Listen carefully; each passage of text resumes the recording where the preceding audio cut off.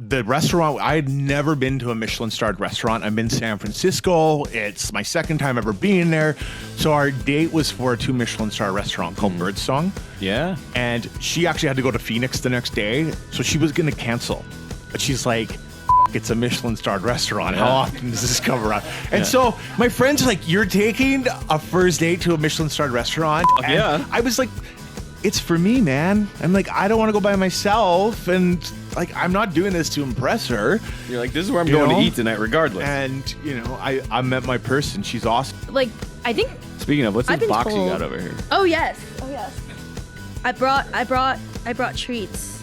You made these? Yeah, of course. My goodness. Wait. No, I went to Costco. No, I understand, but you have... the box looks amazing. What kind? Okay, pass this over. What is this? So in the microphone. As you probably do as well, I lay in bed at night and I think about like food and recipes. God, this smells sweet. So this is one thing. It might be a little sweet. Not too sweet though. It's a chocolate. What is it? It's a chocolate rye cupcake with malted milk. Dara, you're on a cooking show where you present your food. I know the number of times. Do I need to say like Gordon Ramsay? Dara. What is this? Okay, what is this? We'll do it. So I have an interesting story how I ended up on MasterChef Junior 2. Let's hear it. So I've always loved to cook. I've always had a passion for it. I'm the type of person where whatever we're doing, I like to be the center of attention. And clearly, on Sunday afternoons, where's everyone at? Watching football in the kitchen, And so my mom just wouldn't let me stand there. And so she put me to work at a young age, and I found out I really enjoyed it. She was trying to shut him up, and she it doesn't work. Yeah, he can just talk and cook. My mom says she likes me better on TV because she can mute me. So. The main nun, her name was Sister Mary Margaret Cooper.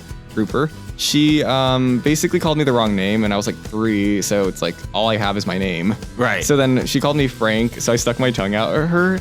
And then she yelled at my parents and basically made them donate $3,000 or else they'd expel my sister. So that my parents donated the money and they still expelled my sister anyways. What? Oh, here's where it gets funny though. So that name, Sister Mary Margaret Cooper, you can Google this. So it turns out 3 years ago she got arrested because she stole money from the school and used it to gamble. $800,000. $800,000? Yep. Homegirl had a gambling addiction and it's like gambling nuns in Torrance.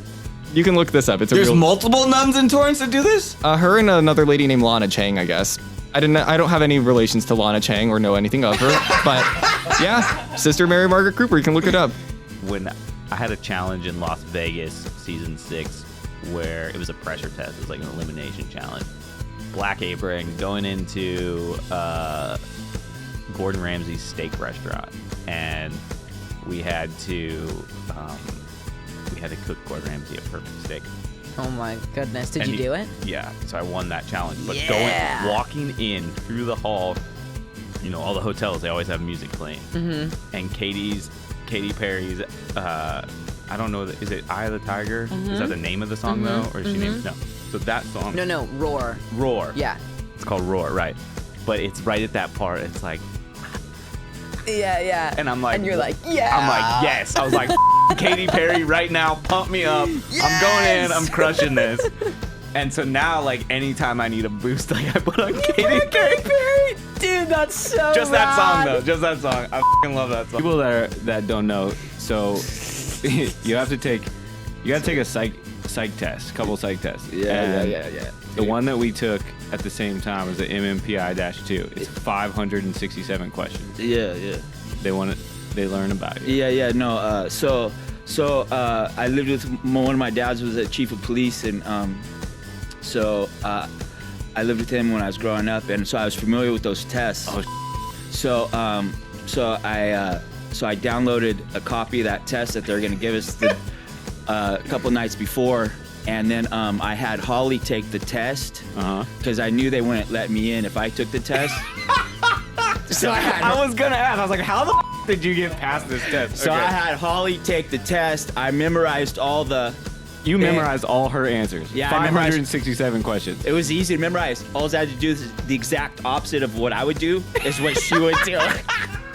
All right, let's get into it. We're gonna start with tucking, because my wife really wants to know. Really? Yeah, and I was like, Well, I was like, babe, when it's flaccid, it kind of just will go anywhere you want. Yeah, it will. Like, and if it's hot and sweaty and you're like on the East Coast and it's humid, it'll stick to the side of your leg. You've had that happen to you before? When I'm you're from wearing Florida. Shorts? Yeah, Florida. Yeah. If you wear shorts and you free ball, like it It's just like picks sticky. a side and just like. But you want to start with But tucking. you brought it up. You Okay, started with tucking, So you're a chef, so I'll explain it to you in the chef's terms. we're gonna get in chef terms. Yeah, there's a sausage and 2 meatballs. You put the I was thinking meatballs- of some shrimp and croquettes, but okay. Oh well, I'm black, girl. So there's a Sausage there's and a- 2 meatballs. There's a sausage and 2 meatballs. Maybe a kielbasa in my case. Ready.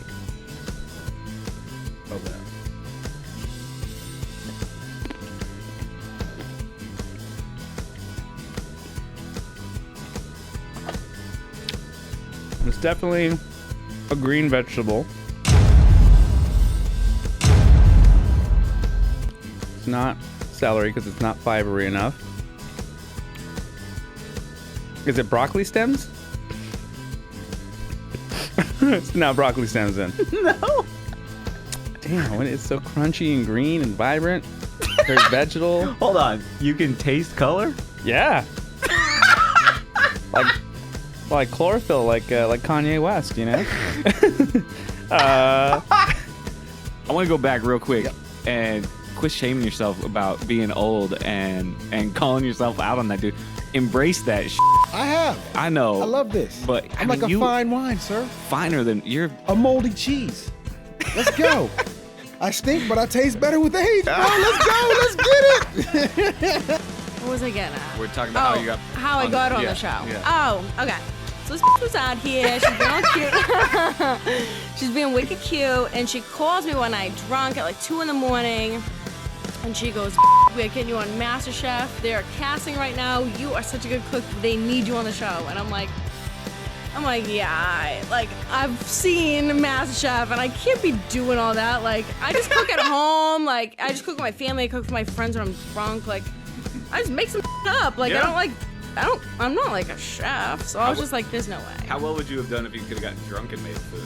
Oh, it depends on if the judges could be a little bit drunk too, because then I'd be winning that shit, I promise.